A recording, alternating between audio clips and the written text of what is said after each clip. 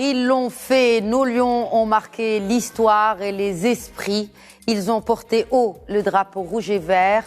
Ils n'ont pas déçu les millions de Marocaines et Marocains, ni leurs frères et sœurs arabes et africains.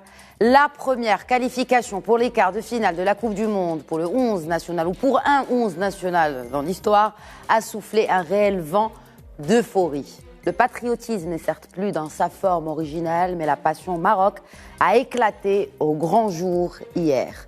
Nous sommes indéniablement une nation de football et intrinsèquement une nation soudée à l'image de son équipe de foot, unie autour de ses trois piliers, Allah al-Watan al-Malik.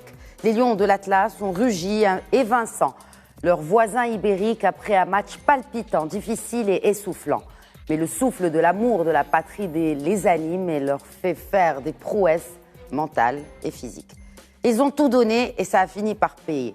Aucun but encaissé au bout de 130 minutes de jeu et 3 pénaltys exceptionnellement avortés par notre Yacine Bono national. Ces distinctions mondiales cachent en elles une ambition de redonner ses lettres de noblesse au sport marocain.